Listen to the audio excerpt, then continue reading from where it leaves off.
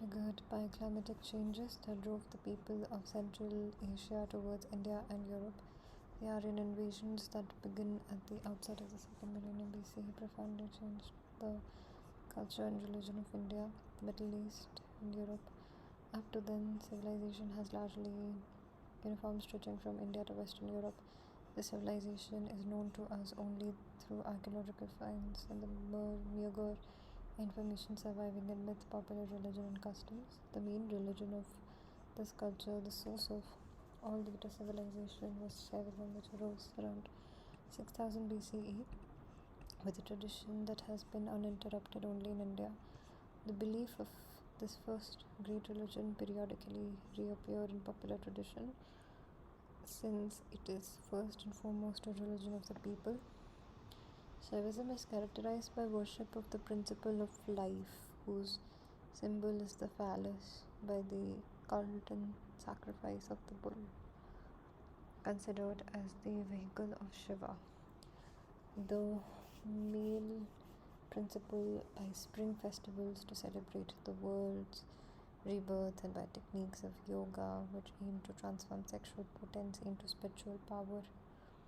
Shaivite myths and rites form the substance of all subsequent religions, as for example the Egyptian myth and cult of Orisi,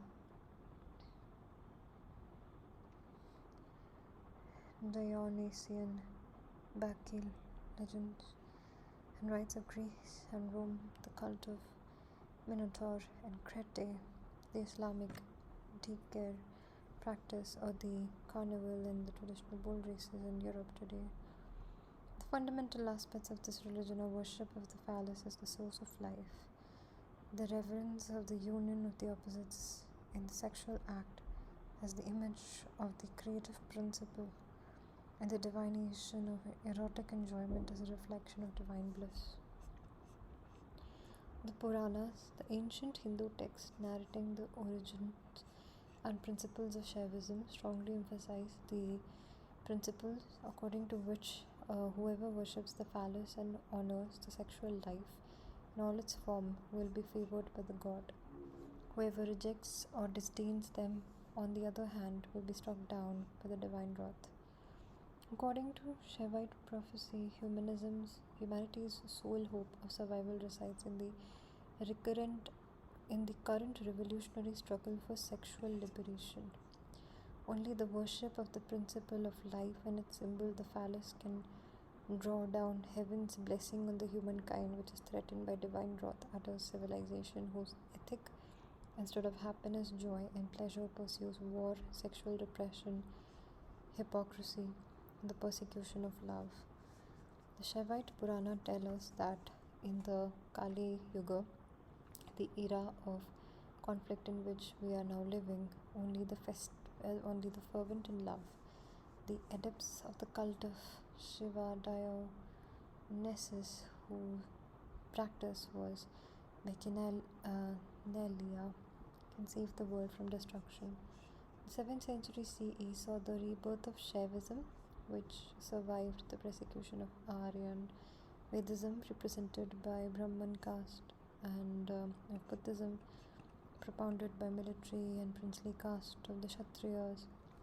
From the 7th century to the arrival of the Muslims in the 13th century, a vast movement of popular faith, which can only be linked to what is the Western Middle Ages, gave rise to the buildings of cathedrals, led to the construction of a surprising number of marvelous temples. The Muslim destroys those located in the towns, but some of those built outside the Islamized areas or in abandoned towns and cities surrounded by forests or deserts managed to survive. The most beautiful medieval temples are located on a strip of land only a few hundred kilometers wide that crosses central India, starting from Orissa on the east coast, south of Bengal, to the desert of Rajputana on the western borders with Pakistan. And the whole this vast area, which boasted thousands of temples, the only one to survive vandalism, are located on the abandoned sites in central India. Now isolated in the forested interior of the Deccan, others are lost in desert of Rajasthan and can only be reached by canal. today there are still about 100 such sites where we can admire temples that have been fairly well preserved. Some sites have only one temple, whereas others contain several. Some of the most important buildings have fallen down, whereas others, although in theory protected as historic monuments, have been disfigured by the antique dealers of Bombay and Delhi who have removed parts of the statues. The most important sites of Bhubaneswara and Konark in Odisha and Khajuraho in central India. At the Bhubaneswar and Khajuraho, more than 10 temple groups covered with wonderfully preserved sculptures can be admired. The ancient architectural treatise formally state that a temple lacking erotic representation is ineffective, maleficent, and will inevitably be struck by lightning. This means that besides the significance of the sculptures and the symbolic whole represented by the temple layout, sculptures are deemed to possess a direct magical capacity. Even in certain dwellings, erotic frescoes are deemed to keep the evil eye and bad luck at bay. Today, few houses are permanently decorated with such frescoes, but for important ceremonies, particularly initiations and weddings, specialized artists use vivid colors to depict what are sometimes very suggestive love scenes on the wall that have just been whitewashed, and on the earthenware pots that decorate the house and at festivals to celebrate the spring. Moreover, erotic clay statues are erected in the middle of each village. In India, as in every country in the world, protective power is attributed to erotic objects and to symbols and gestures with a phallic meaning. Some Shaivite sects, for example, require their devotees to wear a gold and silver lingam around their neck. According to ancient Indian cosmology, in its ultimate reality, the universe is formed of interrelating forces in a substract of pure energy. Whatever exists, from the atom to the most complex forms of life or thought, can be reduced to relations of numerical proportions. All that we term aesthetic is merely an intuitive perception of certain harmonies that in fact reveal the profound nature of things. Familiarity with proportional factors we perceive in what we term beauty allows us to evoke the touch this essential nature which is the very basis of creation. The artist architects becomes a magician through the power of the magical diagrams or yantras. He reaches the source of being, the divine. The temple built according to yantras thus allow us to evoke the invisible and communicate with those transcendent beings we call God.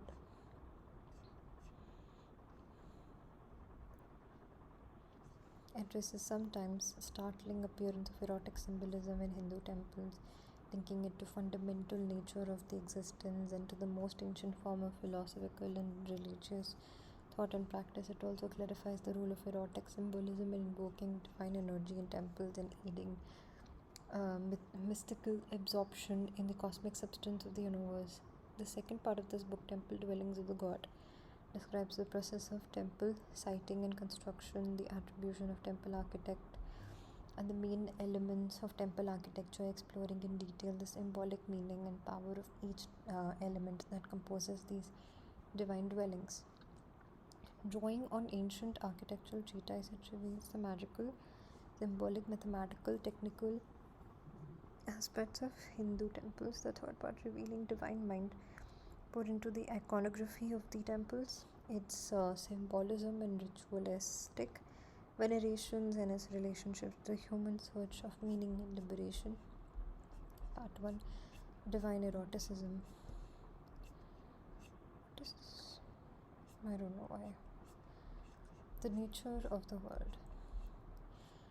When in the neutral form, less cosmic substractum, there appears the first tension that will give birth to the world. Its aspect is that of polarization or antimony, containing a positive element and a negative element that repel and attract each other. From this tension is born orientation, the principle of space, the movement, the principle of time, Space-time or oriented movement generate positions, dimensions, and durations. From the complex of oriented movement in space-time is born the appearance of matter, that is corollary sensation. The substance of universe is nothing but a tangle of oriented movements located in the substratum of the cosmic mind, whose appearance, perceptible reality is profound by the limited perception of living beings. Indeed, our senses allow us to perceive forms, sounds, colors, dimensions, objects where there are merely centers of energy separated by immense spaces. The macrocosms and microcosms, the cosmic being and living beings, the creative and perceptive, are indispensable complementary elements of manifestations. By definitions, therefore, microcosms and macrocosms, the one, the image and reflection of the other, consist of polarized tensions arising from the repulsion of positive and negative elements. The two mutually repellent poles, these two opposite tendencies, and the principle of all creation, matter, form, sensation, and thought, inevitably containing an active aspect and the passive aspect, are at a cosmic level called Purusha and person in Prakriti, nature. Their mark is found everywhere in all things, in ourselves. They find expression in male and the female organisms, strictly complementary and indispensable to one another. In describing the primordial cosmic being, the Upanishad maintains that before creation these elements were not separate but were clasped closely together like a man and woman. Brihadranayak Upanishad. When these two elements separate, a tension appears, which is desire to create. Siriksha. The state of repose or peace is thus represented by the union of opposites in a kind of continual coitus. Separation of the two poles creates instability, which gives rise to creation of a universe of movement whose elements aspire towards union, to go merging into one another, to peace, their original and final state, to a state of total bliss and delight, ananda, not to silence and death. He desires to be two. This is why the person divided himself in two parts. Thus man and woman appeared. This is why the body of man is like the half of a fruit. Women fills the void and unites with her. Brihadranayak Upanishad. The principle of her existence and of all existence is thus usually represented by opposition of male and female, and is symbolized by organs that express the opposition. The uniting of these organs is image of basic movement, the source of all existence, all life, removing the tensions caused by the separation of positive and negative. The symbol of the vulva and phallus represent the principles that cause the formation of the world. Their union expresses the nature of action, Vatula Shuddha Agam. By their very nature, the form of the organs that distinguish male and female are symbols.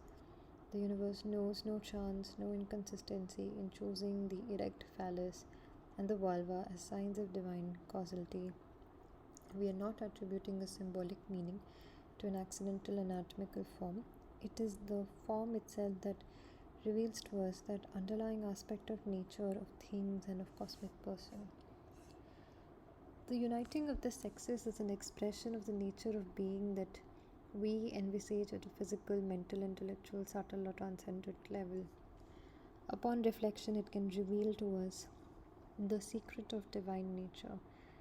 All forms of such union, all postures used in practicing it, all the variations to which it is subject, have profound and magical meaning. That is, effect corresponds to the different potentialities of the creator. The divine manifests itself directly in all procreation, in every creation, in all sensual delight. Of every kind of being, universal nature is womb, and I am the Father who gives the seed. Bhagavad Gita. All other symbols are mere substitute for the basic symbols in the end. All symbolism reveals an erotic or phallic basis. The most common being that of a father god and a heavenly mother, who, although merely their bearers and servants, replace the phallus and vulva, um, giving the symbols on anthropomorphic aspect. The lingam rears revenue god above yoni, a female.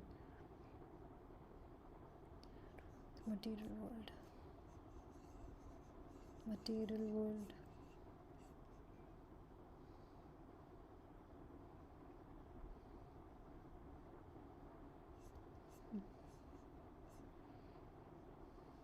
Erotic symbolism, whether more or less disguised, is found in religions and all rites, in the churches, mosques, and temples of every sect, because it is the very nature of the representation of the world creator or motor principle. For example, in an ancient and very widespread symbol known as Solomon's seal, the igneus, a phallic triangle pointing upwards penetrates the aqueous triangle or vagina pointing downwards. The same symbol, vertical fire, horizontal water, is represented by cross. A study of symbols inevitably reveals the erotic content of their meaning, whether intentional or conscious.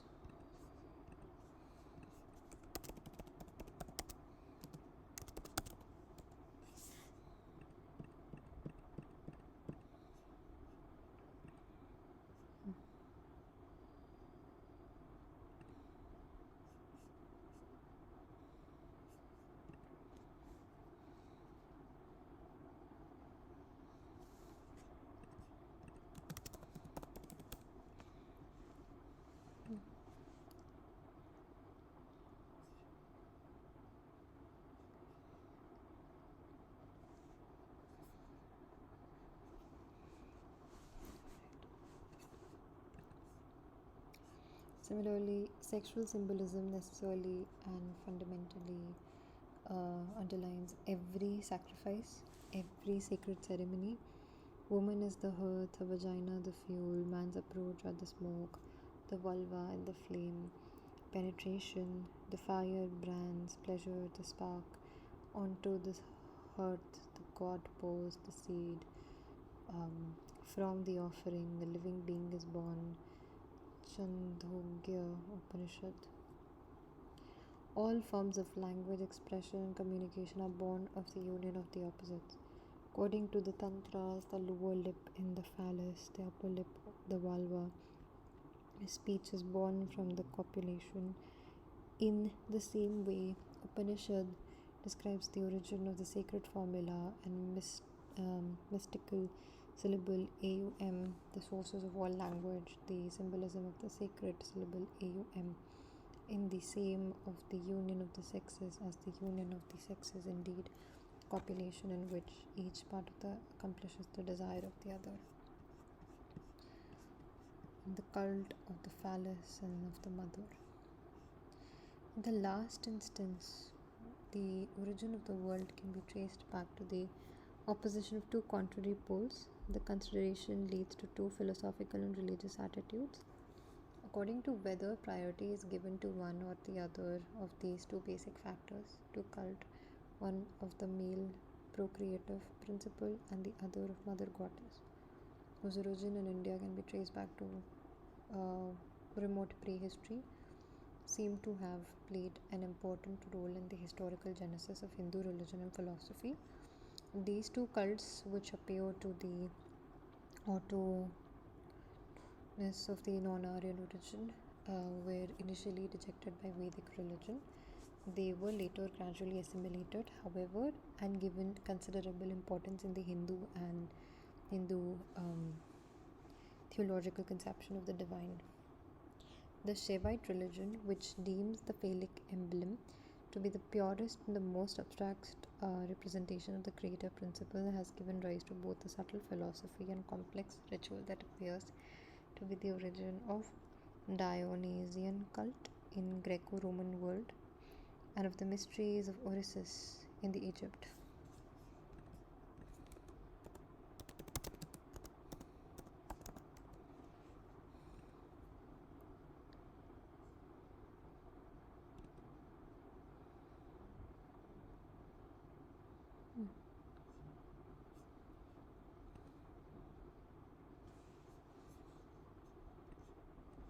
Dionysian.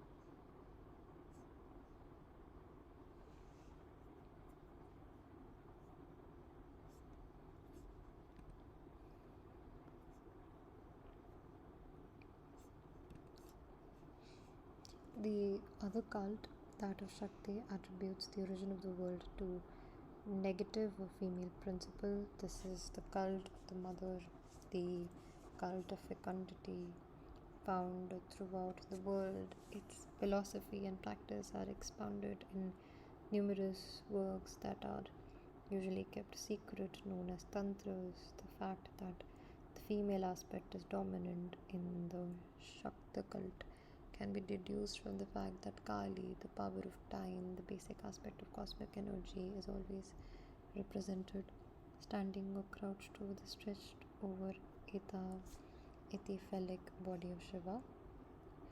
In its Hindu form, the Shakti cult appears more materialistic than Shaivism in the sense that great importance is attributed to human self realization among the aims purposed. In general terms, it would be said that the Shakti cult, the cult of the female principle or of the mother goddess, tends to utilize eroticism as a tool for perfecting the human beings and as a means for developing one's immediate capacities and one's latent magical and mental powers. The Shaivite cult, on the other hand, sets as its goal detachment, freedom from the chains of existence and from the transmigration. Initiation into the Shaivite mysteries is much more restricted than for the Shakti ceremonies. In the Hindu monastic hierarchy, however, the highest form of initiation are always Shaivite in nature. At first sight, these two cults could almost appear identical since the symbolism of both is ultimately based on the union of the two opposites, since they exalt two contrary principles. However, they are fundamentally contradictory. This difference has given rise to profoundly different metaphysics, ritual, attitudes to life. At the same time, it is fairly easy to trace the origin of all religions to one of the two predominant aspects, active male or passive female, which are typical of primitive religions. The divine image. According to Hindu cosmological concepts, the world is divine thought, a divine dream without substance, made only of elements of energy that manifest themselves as atoms, tendencies and movements, what appears to us as matter, feeling, thought, consciousness, and life, the continuity and the interdependence of the various aspects of what we term existence or reality are absolute. Neither dimensions nor durations exist as such. An instant lasts as long as an aeon.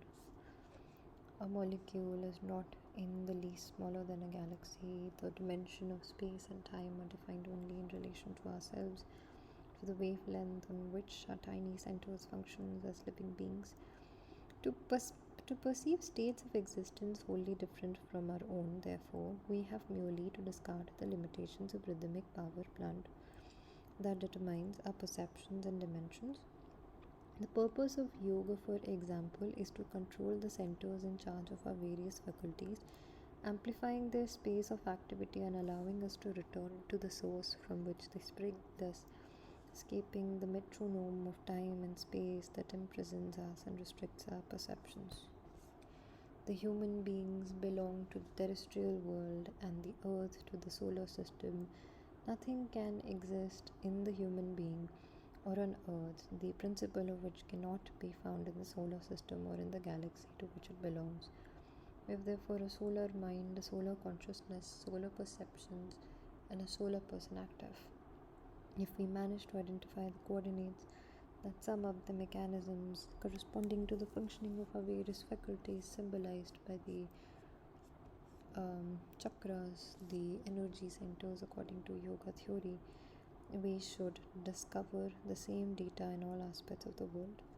We should perceive that the stars are bound to each other by ties similar to those that exist between our subtle organs, whence the data of astrology and the relationship between star chart and chakras. Earth too has its energy centers that correspond to the same universal data and constitute centers of life and awareness.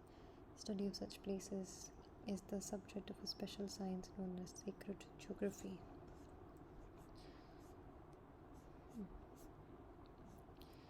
The temple, though, which contracts or relations are established among the various states of being among humans, spirits, and gods, is thus combination of the data of yoga, astrology, and sacred geography.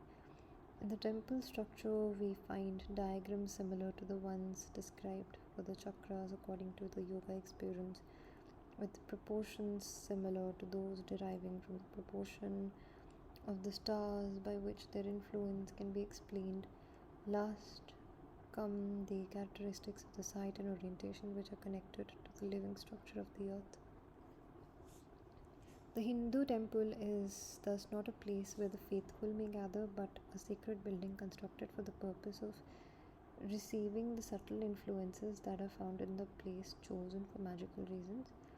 It is a kind of magnetic center, a yantra or machine, which, thanks to its structure, crystallizes the cosmic energy irradiating around it. The temple is built on a diagram or plan comprising various elements that give the building its own mysterious life.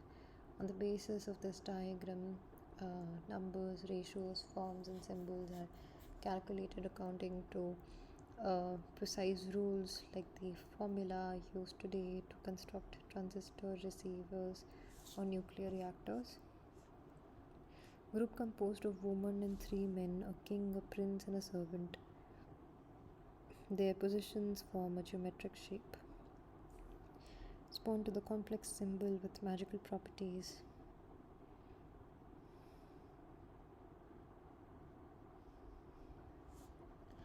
The activity of the temple is assured by priests, qualified magicians who know all the appropriate formulas and rites to evoke the presence of deity. Here the god manifests themselves and form here prayers, and the sacrificial smoke can reach them. In other words, the Hindu temple is a center of communication between two worlds that coexist and meet without recognition and without knowing anything of each other. Temple dwellings of the gods. Part 2. Sacred places. There exist privileged religions and places where energy, terrestrial magnetism rises heavenward, and where subtle extraterrestrial power find a sort of chimney that allows them to descend to the world of the human being. Such places are called tirtha, ways, kshetras, fields, or pitha, bases. Sacred geography can identify sacred places and sometimes explains the importance of those already known. In the fact, most of them have been known since time immemorial. Pilgrims always manage to reach holy places when those places are now far from inhabited areas, lost in the forest. Amarkantak in Bundelkhand, central India. Sacred rivers. Mahanadi. Temples, dwellings of the god. Changes in beliefs, religions, and superstitions do not stop people from recognizing the sacred status of such privileged places.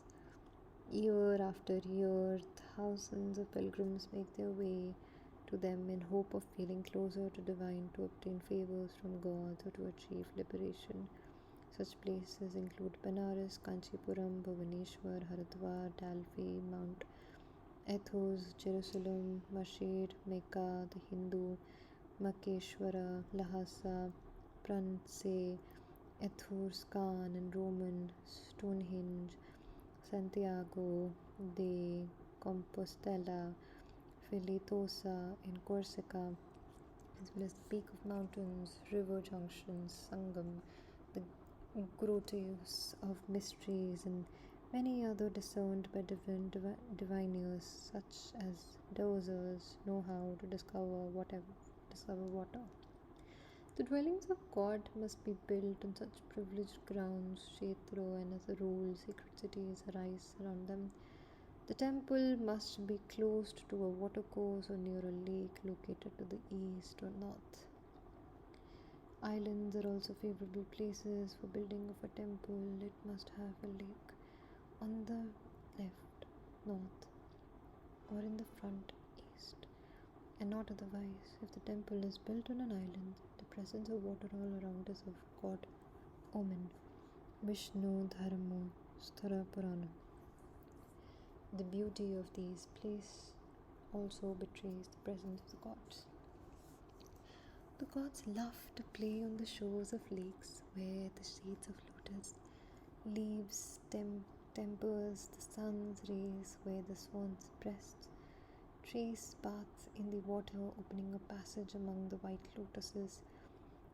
There where the calls of goose, the ducks, the curlew, and the birds of the rice paddies are heard, and where the animals rest in the shade of trees close by the water.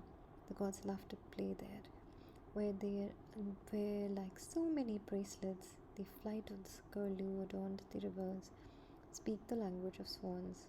They are dressed in water, which carp is belled, and the flowering tree on their banks as earnings. The tributaries are their hips, their breasts, the sandbanks, the plumage of the swans, their mantle.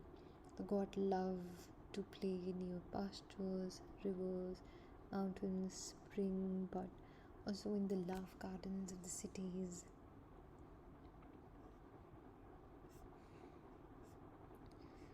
The sacred lakes of Bhubaneswara in Odisha. According to Shaivite tradition, the principal sacred places, Pitha, are located where various parts of the body of Sati, Shiva's lover, fell. When Shiva wandered in desperation throughout the world with her body on his shoulder after she sacrificed herself in the ritual fire. From this derived 51 privileged places, each associated with a particular energy connected with the parts of goddesses' body that fell there. It was thus the power of universal energy. Mahashakti was distributed over the sacred land of India. The myth of Orisis recounts a similar legend. However, the number of crucial points scattered over the earth is much higher. The Matsya Purana lists 108 main sacred places, and Mahanir Vanatantra speaks of 3.5 times 10 million paths, tirthas, located in heaven, on earth, in the atmosphere, forming countless open doors between the human and the divine. Some of these doors are even located within the human beings.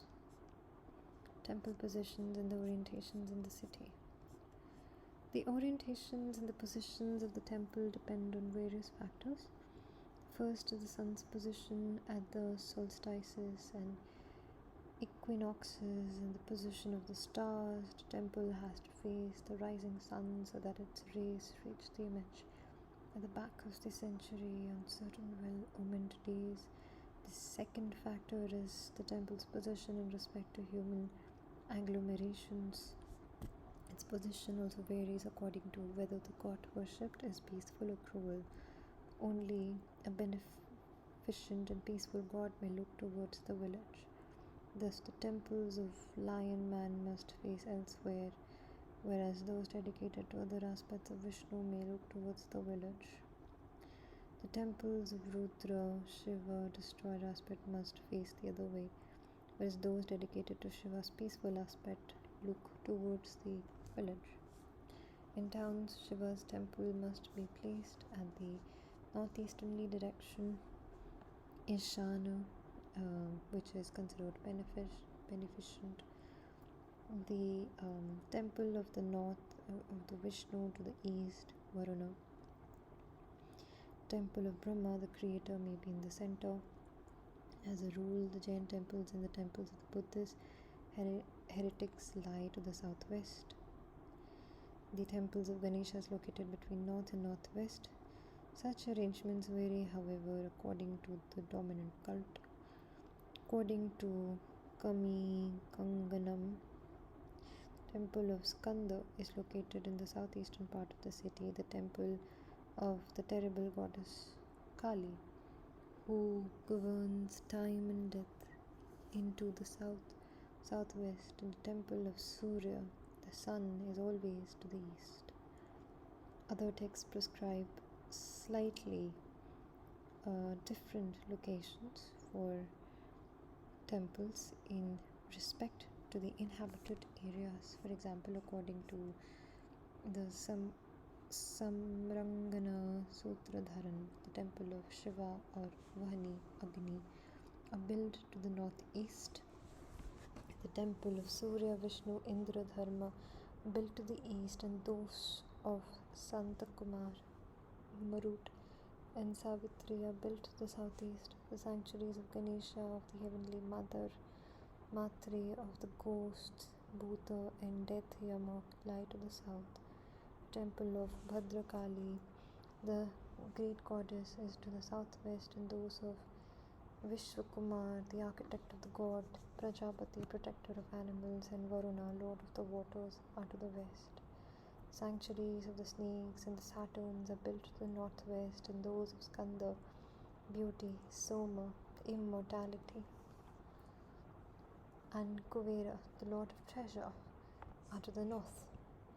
The chariot of the sun, driven by Aruna, the deity of the dawn, Bengal, 7th century. Arun, now, dawn. According to Hindu concepts, it is impossible to develop a harmonious civilization or live in a balanced manner in a palace that takes no account of the laws, orientations, and equilibriums connected to the nature of humans and of gods. A badly oriented temple is evil, and those who seek real connection with God fly from it in terror. The same is true of towns built within out, taking into account the laws of orientation that allow the various human groups to cooperate and live together in harmony. Before the building a temple, essentially an isolated place bounded by a fence, originally the Roman templum, which gives us the word temple, indicated the square enclosure from which all the external influences were excluded, within which the priests examined and interpreted the omens. In India too, we find concept of the sacred enclosure known as the dance floor, where the people gather to invoke the gods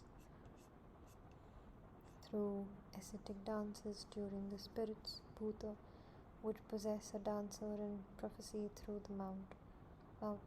Similarly, the Temple of Heaven in China has a sacred enclosure where the emperor received inspiration from heaven.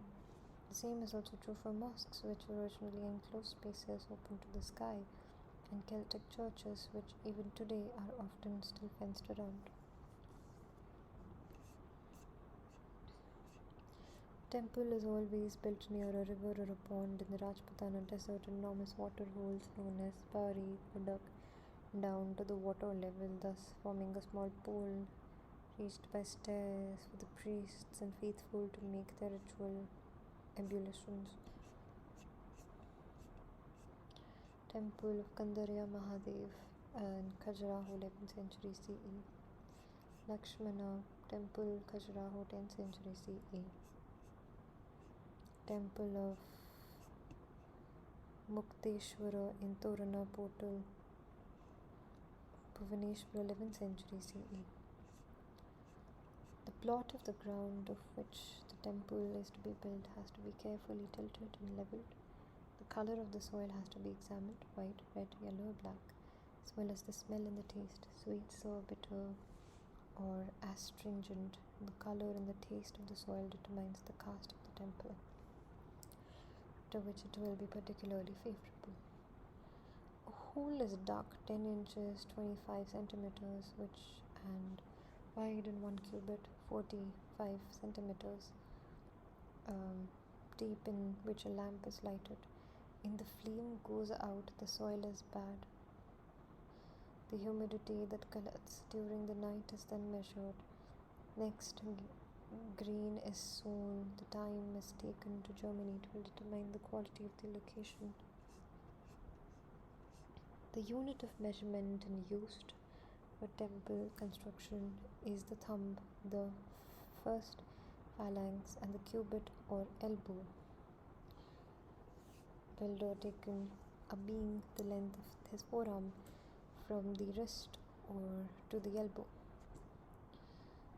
During all magical building rites, the builder identified himself with the work and physically aware of any kind of error.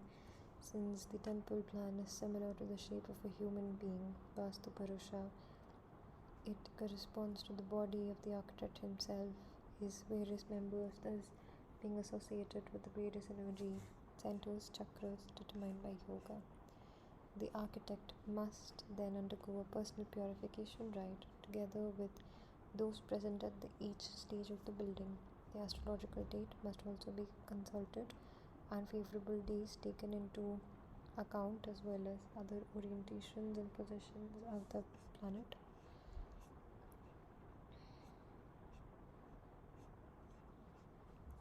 The architectural implementation of the temple is difficult undertaking requiring vast knowledge. The architect's responsibility is enormous. The slightest error made in choosing and purifying the site is defining the basic diagram and proportion, or in arranging the images and symbols can be harmful to the effaciousness of the temple itself and can turn into an evil place, destroying faith, prosperity, social equilibrium, and kingdom. He who undertakes the architect's job without knowing the science of architecture, Vastu Shastra, or boasts of false knowledge shall be condemned to death by the king, because he is an enemy of the kingdom. Rajshimaka.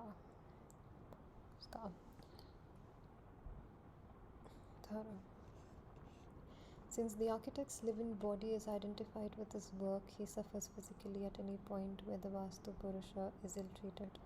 He risks death if obstacles are created at vital points of the plan, such as the head or heart.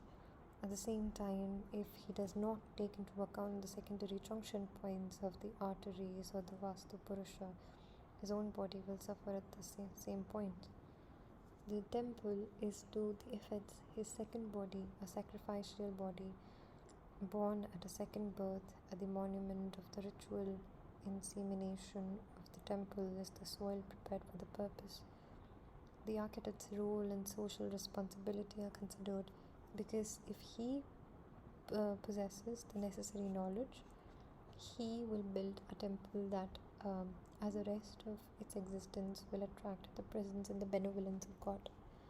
The architect, Sthapati, must be thoroughly familiar with treatise on architecture and traditional sciences. He must be a well-made, honest and good, who does not suffer from envy. He must be of good family and have been initiated into magical sciences, tantras. He must know mathematics, the historical books, Puranas, the ancient myths, and the paintings. He must be travelled, lively, sincere, self-confident, a person of concentration, without ambition, negligence, disease, and must have none of the 7 vices. Manu Samhita. 7 vices.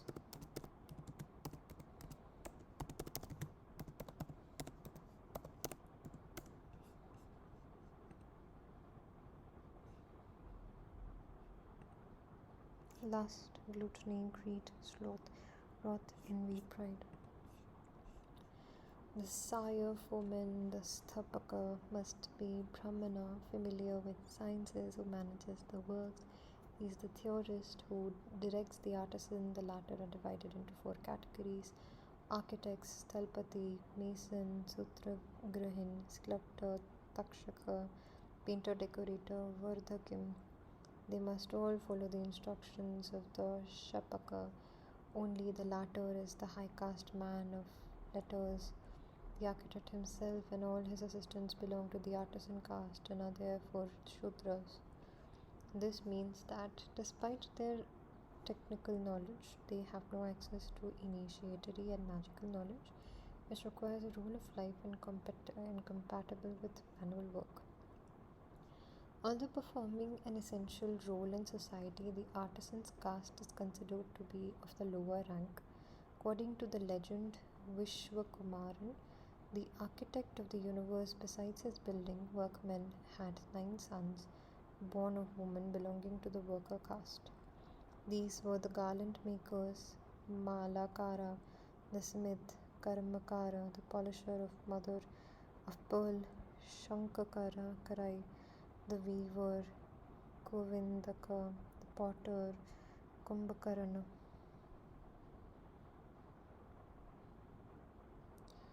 Kumbhakara, the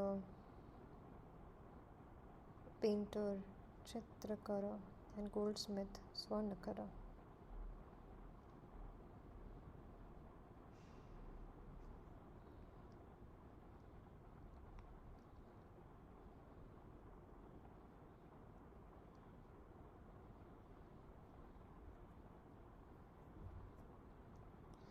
The artisans' professions are humble and at the same time respected. Legend narrates of sovereign going to admire the work of sculptor without disturbing them and offering them betel with their own hands, a gesture that would be considered as the highest honor. Indeed, on the perfection of the temple and its images depend the favor of gods and the prosperity of the kingdom. Shudras are not, as people sometimes wish to believe, a despised sub-proletariat, but one of the four pillars of the balanced society. The germ of the temple. Son at Konark, 13th century CE. The start of each building stage invariably includes the ritual offerings of seed. Ankura Arpana, the first offering, takes place before starting the building, whereas last ones precede the ceremony of Akshi Mochana, the opening of the eyes of the central image, and the consecration of the ritual vessels. Fresh grains of rice, broad beans, lentils, sesame, mustard, rye, wheat must be gathered 9, 7, 5 or 3 days before the ceremony and placed in 16 round copper vessels in front of the image of the god. Soma, the personification of ambrosia, the inebriating liquor that causes visions. Soma is the seed of life and the drink of the gods. The moon is its celestial cup. During the astrologically favorable night, the urn of gold and copper that is the contain the seed of the temple is placed in the foundation of a spot where a drawing has been made of the serpent Ananta, bearer of the world. On the cover of the urn is engraved a mandala representing the earth with mountains, rivers, and 7 continents. The seed of the temple is then poured into the urn. To the ritual cup of the vegetative seed is added the semen of the architect or donor. After the soma has been consecrated, the sacrifice is offered to the fire god, following which offerings are dedicated to the earth, which must receive the germ of all living things.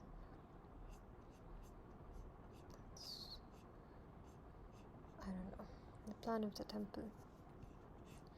The temple is built upon a combination of symbolic geometric figures, yantras or mandalas, with the purpose of making it a summary of the universe and prodigious centers of energy.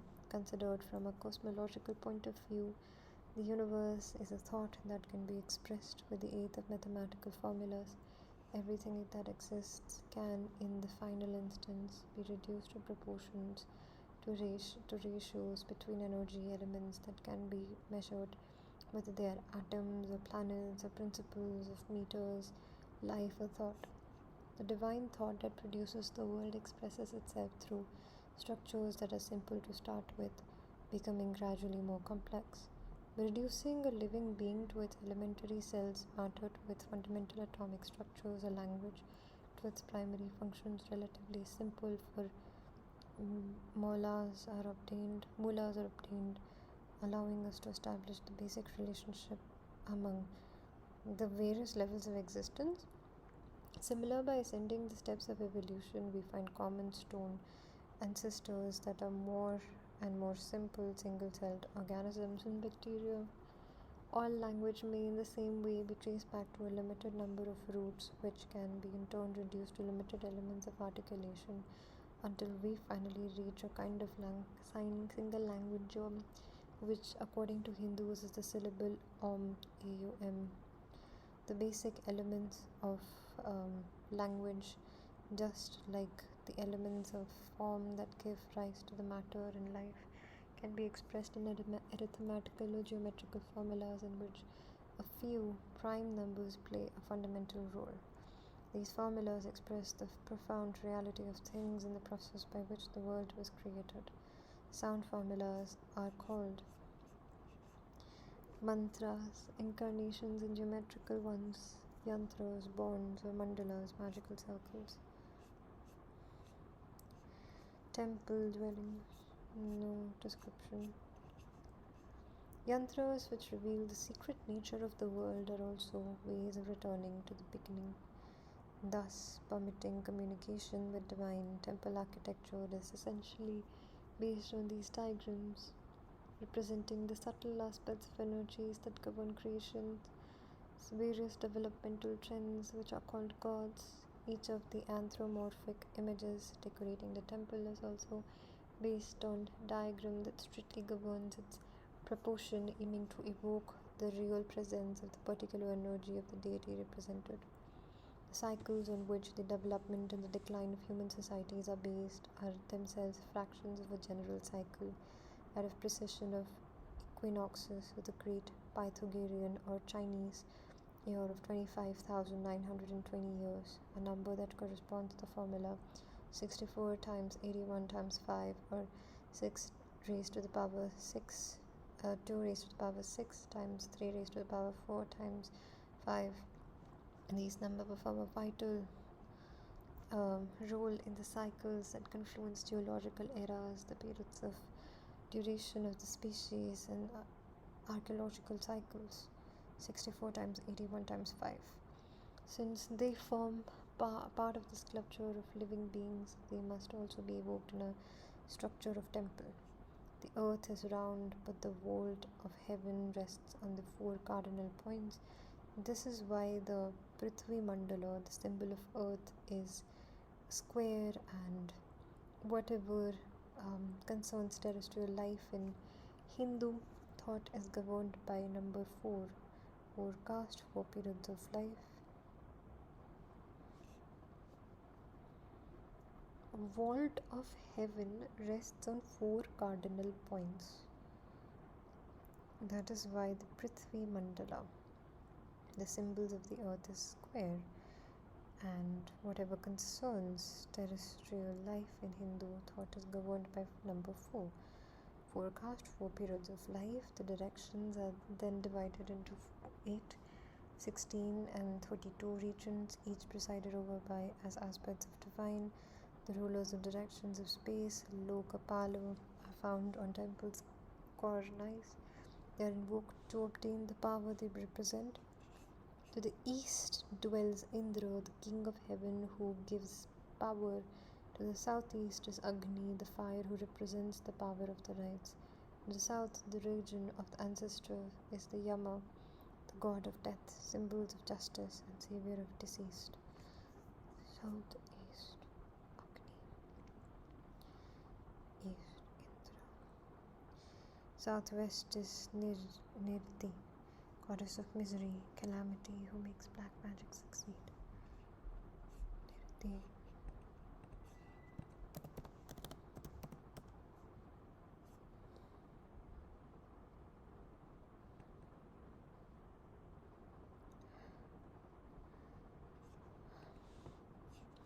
To the west is Varuna, lord of the waters, who gives knowledge. Northeast is Marut, lord of the wind, who grants health. To the heaven are Kuvera, guardians of the treasures, who bring wealth and Soma, the exhaler of immortality. Northeast dwells Ishana, the benefit aspect of the god, Shiva, the purifier.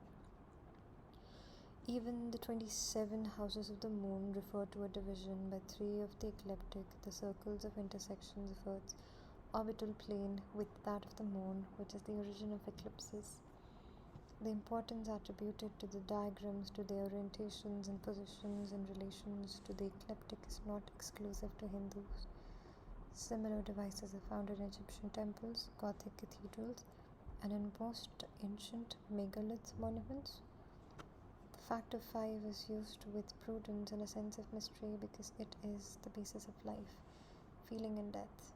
It is often used covertly in golden segment, well known to the cathedral architects and builders of Hindu temples. Works on architecture, Shilpani explain that the temple